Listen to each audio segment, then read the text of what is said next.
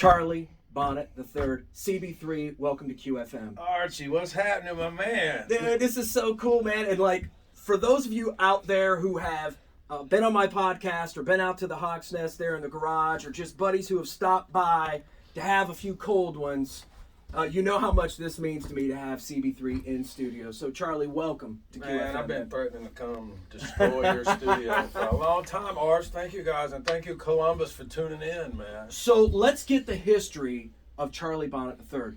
You're a Tennessee boy, right? So, kind of start us from there. And dude, you have so many songs. You have so much happening. It'll be tough. We can do it in long form out in my garage and get the whole story, but the radio version, kind of get us up to speed with Charlie Bonnet's career. Well, the Cliff Note version, I've outlived Jesus by 15 years. Woo! There you go. I was born in Manteca, California, way back in the 1900s, and we moved to Tennessee when I was 6 years old, about 40 minutes from Nashville, and I got the bug for playing guitar from... I had friends down the road that had like Aerosmith tapes and AC/DC and stuff, and you know, in the South everybody's listening to country, which is fine, but man, I had to rock, dude.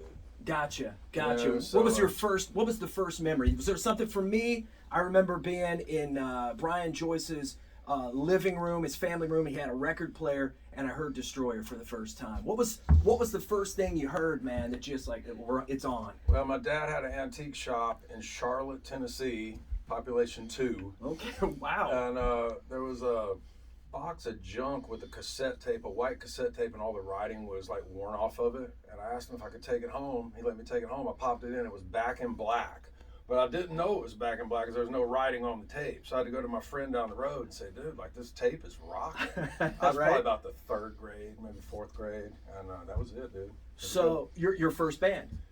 Oh, God, I've been in bands since I was probably 14. I had a couple high school kids that picked me up to play guitar when I was not old enough to drive, and we'd play just parties around Tennessee and whatnot. But around 18 years old, I formed my first proper band, Disarray, and we were like kind of like a Motorhead meets Corrosion of Conformity kind of hard rock band. Ain't nothing wrong with that. But we were sloppy and unrehearsed. We did 6 records. We were on a label with Mushroom Head out of Ohio, actually, called Eclipse Records, and toured all around America. And that was my first proper band. We did 6 records.